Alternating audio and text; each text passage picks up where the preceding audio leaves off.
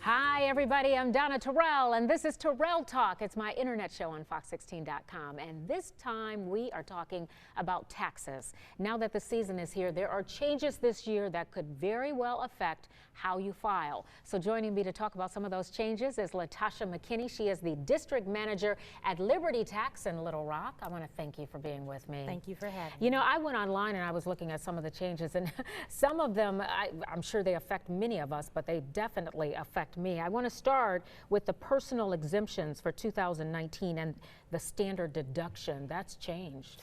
That has changed due to the Tax Cut and Jobs Act. The personal exemptions are gone. Previously, we were able to use them to pretty much solidify and help on our 1040s on our tax returns. But now they are gone due to the fact that now the standard deduction has nearly doubled. Okay. For each filing status. And so now it makes it harder for you to be able to itemize. Because the standard deduction is so high that you might be better off just taking the standard deduction versus itemizing, is what you're saying. Exactly. Now, just because you're not able to exceed the standard deduction in order to itemize, you still want to use things like your mortgage interest, medical expenses, donations, things like that, where it may not benefit you on your tax return federally, it will benefit you on your state. Probably not a whole lot, but it'll help. I just wanted to talk a little bit about the standard deduction, because for single taxpayers, the standard deduction has gone from more than $6,300 to $12,200. Yes, ma'am. So that kind of explains what we're talking about here. If it's gone up, it's like it's pretty much doubled. Exactly. So if it doubles, then, you know, for you to itemize it, you may not have to, which actually makes the taxes a little easier. Makes it a little file. easier, yes. It means that I could very well do my own taxes, perhaps. Well, now let me Oh, you're the wrong person to say that to. You always, now some people can go and do their taxes with no problem, but you always want to be sure that you are claiming the correct credits and the right deductions. Okay. You just want to be careful. You don't want to be one of those people that just clicks, and then, you know, June, July, you get this little letter from the IRS. And It's like, whoops. you know, you're like, what did I do? I thought I did everything correctly. Right. So you just want a professional to make sure that you have everything. Or you could be missing out on something that you should have actually claimed. Right, you can very well miss out something that can benefit you on your tax return, so you don't Yeah. want to do that. I do want to mention here, because I didn't mention married couples filing jointly, it was $12,700, now it's gone up to $24,400 for 2019 taxes. So that's a huge increase. Let's talk about mortgage interest, because that has benefited so many people. In fact, that's why some people buy a home, because of the mortgage interest, because they can write off the taxes, all of that. Has that changed? You can still itemize and use your mortgage interest, but you know, most commonly you still have to have those extra deductions to go along with that, depending on the amount of interest that will benefit you. So is there a cutoff in terms of how much interest? Like, does it stop at 10,000, or is there a cutoff at all? There is a cutoff. Randomly, I want to say if you're buying a house, like 125. Let me do the math in my head.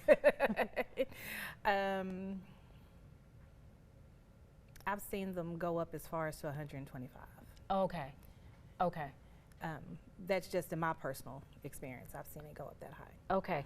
Home office. A lot of people work from home. You can write off, you had been able to write off, you know, a portion of your home, i.e. your office. Yes. As well as some other things. Does that still come into play, or has that changed? That has How changed. could they take that away? I know that is like the worst thing. A lot of people depended on that, and that is gone. That is no more. Okay, well, can you write off anything as a business owner? Now, there's a difference between being a business owner and being self-employed. Okay, exactly. So I'm talking about self-employed, working out of your home. Okay. No, ma'am. Nothing. Nothing. Now, in a roundabout way, like the utilities that you used to be able to go in and claim 300 square feet of this room as your office. Right. This year, they won't allow that. Oh my goodness. Why all these changes like this? I mean, is this good for consumers, or is it bad? There's pros and cons to it. the feedback that I get is not that great. Unfortunately, we can't change the tax law. No. But I've not see it benefit them one way or the other with the home office deduction. I mean, it looks good on paper, and it's, you know, you have these different expenses. Typically, it doesn't do a whole lot. You just think it does. You just think it's it like, does. because you I have hate to bust the bubble on there, but that's the truth now. It's really not doing that much. Right. Okay, well, good to know. Let's talk about, writing off unreimbursed employee expenses. So if you're employed and you haven't been reimbursed for something that you've done for the company, can you still write that off? Oh, you got that look on your face like I can almost tell that she's going to say, nope, you can't write that off. No, ma'am, you cannot write that off. You can no longer use the Form 2106 for an unreimbursed employee expense. That form has gone away. It's gone away. Let's talk about alimony. Okay. Is it deductible? Is it taxable? No. Alimony is not. It is no longer taxable to the recipient, and it's no longer deductible. You can't claim any legal fees regarding it. And that is, just to make clear, and you correct me if I'm wrong, that is if you are divorced after December 2019. Is that correct, or am I wrong, or was it 2018? December 2018. Okay, so December 2018. So if you were divorced in the year 2019, then no more. Done. Okay. What about moving expenses? Now that can get a little tricky. You can't claim moving expenses. But you said it gets a little tricky. Depending on your occupation. Okay. So military, your most common jobs are not going to be able to. Okay. If you're a school teacher relocating, you can't claim your moving expenses. Okay. If you're a TV news reporter and you relocate, No, you ma'am. cannot claim your moving Now, expenses. the company can, on your behalf, pay you for it. Of course. But, I mean, if you out of pocket any extra. You cannot cannot. write that off. What about the fees for the services that they pay your company? Nope. No, ma'am. No, ma'am. Okay, you know what? You are Now, the the bearer. company can. She is the bearer of bad news. Well, I don't like to be, but I mean, these are things that you want to know before Okay. you get there. Or Okay, you don't want absolutely. it sprung on you, but when you get there. So tax preparation fees no longer deductible. No, ma'am. Let's talk about medical expenses. A lot of people, you know, dealing with that either for themselves or a family member. Is any of that tax deductible? Yes. So, And yes. that was actually the last question, and finally we get a yes.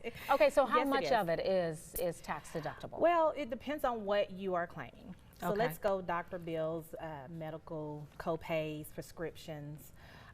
You don't get all of that back that you've paid in for that. Okay. You only get a percentage. It only gives you a percentage of it. You don't want to be one of those people that get doctor's bills in and you just sort of stack them to the side somewhere.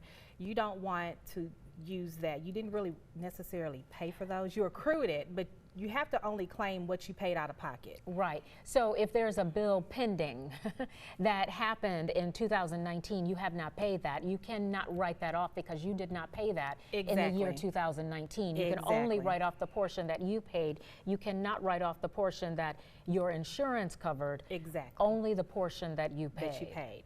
And I mean, when you're using medical deductions, you want to use prescriptions, glasses, contact lenses, any medical braces, knee braces, anything that was prescribed by a doctor that you paid out of pocket for. Any supplemental insurance, not Okay. insurance that your employer paid, but outside of what you paid. Okay. So if you paid any additional insurance, if you paid half of a hospital bill, anything along those lines. And that falls under itemizing, Yes, correct? exactly. So if your standard deduction is higher than what you're trying to itemize, you just have to take the standard deduction. Just have to take the standard deduction. Okay, my goodness, and And you people already like told to us. scrape and be like, can I use this? And they'll come in and pulling. But, you know, when you're itemizing, you have medical deductions, you have donations, you have taxes, your mortgage interest, Okay. medical miles. So just going back to individual, so if you're itemizing, it needs to be over 12,200. Yes. Is the bottom line. And if you're married, it needs to be over $24,400 if you plan to itemize. The amount that you itemize it should be over those amounts that I just mentioned there. Okay, all right. Anything else you want to tell us? Any other bad news you want to give us? Not bad news. This is information that's good to have. Okay. So it's just not sprung on you. But in speaking with the married, now we want to keep in mind when you're married filing jointly, the itemized deductions have to be over that amount. Now, if it's married filing separately, you don't really get all the credits and deductions that you want. You don't get really any. So if you're itemizing and the husband itemizes and the wife doesn't, she has to itemize at least $1. Oh, okay. Okay, you know, that's very interesting because it gets a little tricky with whether you're married filing jointly or married filing separately. Is there a better option, or does it just vary from couple to couple? Everyone's situation is different. If, you know, at the end of the year, if you were separated and you just don't want to file with that other spouse, then at that point it's married filing separate. It's most advantageous to file jointly. It really is. It is. It's just best to get along and file jointly for tax purposes, because it can get tricky and ugly, and that's not something you want to just deal with on down the line. You just want to file your taxes like, you know, legally the way they're supposed to be, and move on. And move on. All right, until you're not married anymore. Until you're not married anymore, and then you're single. Okay, when is the deadline to file your taxes? April the 15th, and if you file an extension, it will be October the 15th. Okay, all right. I want to thank you so much for joining us for Terrell Talk. This is valuable information. You're a wealth of information, and we surely do appreciate it, so thanks. Thank you. And of course, I want to thank you for joining me for this edition of Terrell Talk. I'm Donna Terrell. We'll see you next time.